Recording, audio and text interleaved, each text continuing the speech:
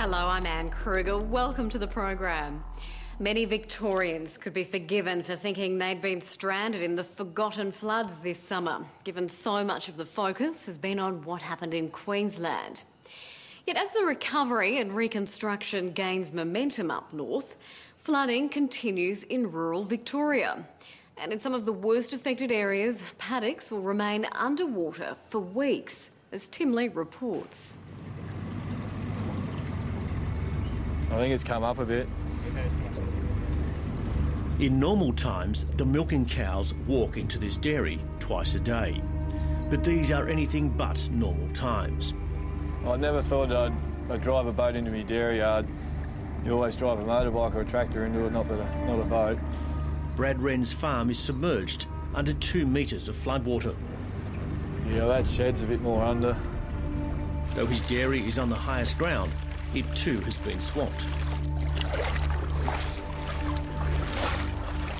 Probably nearly a metre of water just sitting there, so it all drains back to this point, so I probably should get nearly 100% off, I'd hope.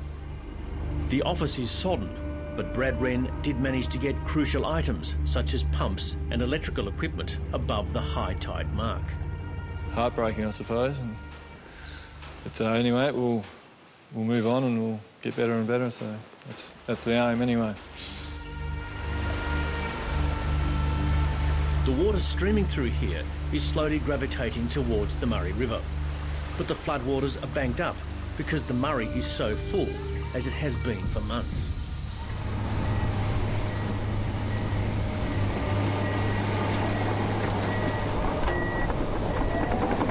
While debate rages about a federal flood levy to meet the repair bill, in this district, the word levy has a much more literal meaning.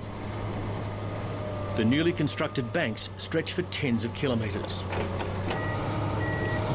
It's a race against time.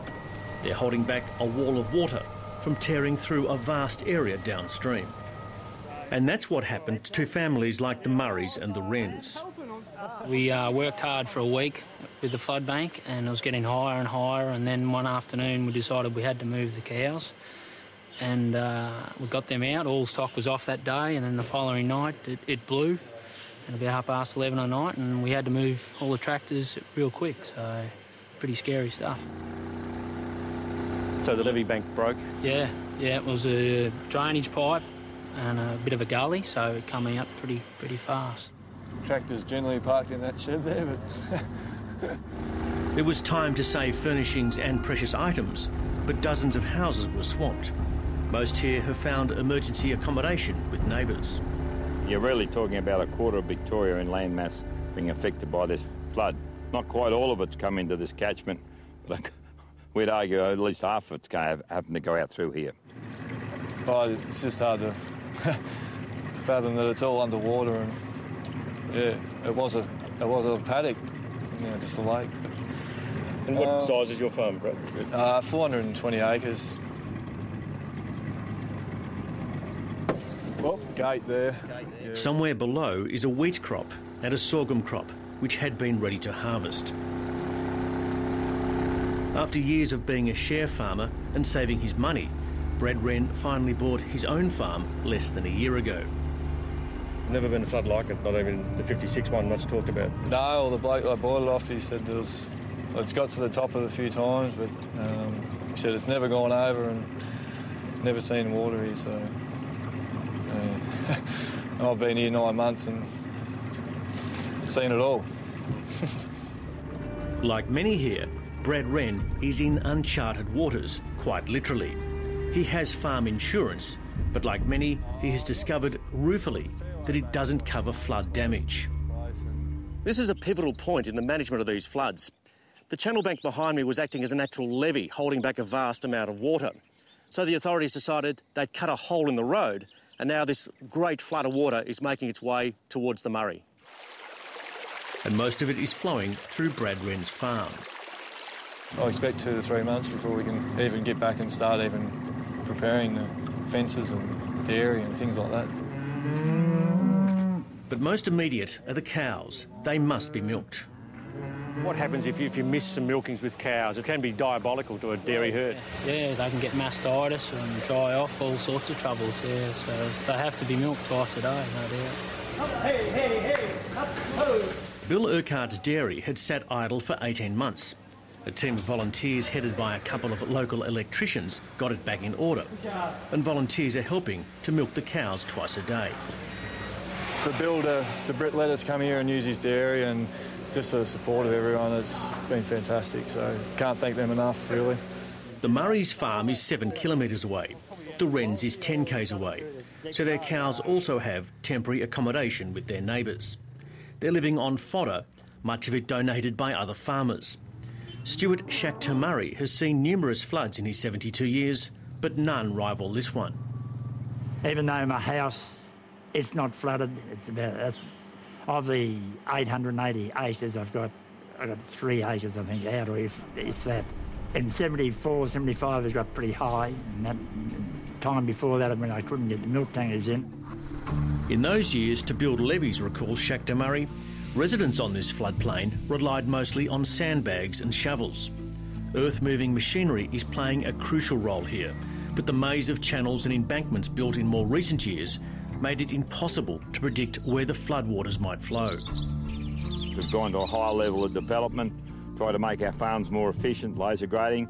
All those have been very beneficial things, but what they do in some other ways, they make water run faster off our properties when we have rain events and they join up with other water that comes through our system. And the rain that caused these floods was a remarkable event. In some places, almost 200 millimetres fell in little more than a day, onto ground already sodden by good spring rains and an earlier flood. If you talk about the rain that we've had in January, particularly that first 10 days of January, the early estimates of loss of production, loss of value of what production is there, and the sheer physical damage from the floods, the department's estimating somewhere between $1.5 and $2 billion. At its peak, a wall of water from 3 major river systems, the Loddon, Avoca and Wimmera, all further swollen by a host of smaller creeks, formed a 40-kilometre front resembling an inland sea. It cuts swathes through the cropping country, wrecking pastures and thousands of tonnes of fodder. 13,000 head of livestock, mostly sheep, have perished. Horticulture has also been hit hard. As an example, the grape industry is talking something like 40% reduction in wine grape yields this year because of the disease that's got into the grapes. People just physically have not been able to keep up their control programs because it has rained so much and been so wet. So it goes right across the spectrum. Apiarist Colin Barton had most of his hives on land bordering the Loddon River. To get here, there's a creek across in the background of those trees over the back there, and I had to wade in water, which they say you shouldn't do, but there was no option. I couldn't get to them, and I was in water up to my chest, and it was a raging torrent. I was really had to have my leg jammed down to get through, and I got here and I walked from about 1 kilometre through water, and it was running through here around about 1 foot deep, and it come right down through the chicken farm there, and a metre of water went through the chicken farm. About 300,000 birds were lost on this farm, and 3/4 of the bees in these hives were drowned.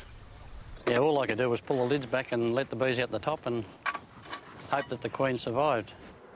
But few have. So to save these hives, Colin Barton will have to buy and install new queen bees. He'll need 400 at $65 a piece, and these bees will not produce honey for many months. Yeah, that's a perfect example of what's happened. That hive is virtually completely ruined. That's only had a new queen put in it this year. There's the queen cage where the new queen was in, but that hive's completely ruined. The only way that could possibly survive would be with a package and a new queen. You see, there's the brood, that's all dead. The survivors need to be shifted to find them nectar. These paddocks here were just a massive purple. They were just beautiful, and there was thousands of acres of lucerne in this area. The farmer told me, Bill, he said it's virtually been wiped out. He said he's only got a very, very small pocket of lucerne left. He said the rest is just drowned. There's an unutterable stench about these floodwaters, the result of rotting vegetation mixed with effluent in warm conditions. In early spring, it was shaping as the best season in decades. Now it's a scramble to get life back to normal. Yeah, well, because they're talking about there's 3 semi-loads of hay coming in today, this side's going to flood, so we don't want to be putting hay out there and then having to move it again. The anticipation was high, and it has disappeared before people's eyes, and I think that's the soul-destroying part of this, is not only financially but emotionally people have to get themselves up again to go again next year. I know come autumn, every year is going to be a good year, but this good year that's gone will stick in people's minds for a long time. From an agricultural point of view, it will take years for people to recover. It's all a shock to me, and yeah, I hope I never see it again, to be honest. I am concerned that some people will decide, well, this is enough after so many years of drought and extreme rain to suddenly have an excess of water. If we get a wet season on top of those floods, it's going to be very difficult for them to get back and do the pasture rehabilitation we've talked about, or even get a grain crop in the ground in some places. Oh, inside the dairy there. Those who live on these floodplains are clearly not overwhelmed by their ordeal. Well, no one's been hurt and everyone's safe and well, and so we've still got our livelihood with our cows, and so it could be worse. I think you could look at that. Lots of help, which makes it good. And with wry humour, Shaq de Murray can even see an upside. All the water, he reasons, will curb rabbit numbers.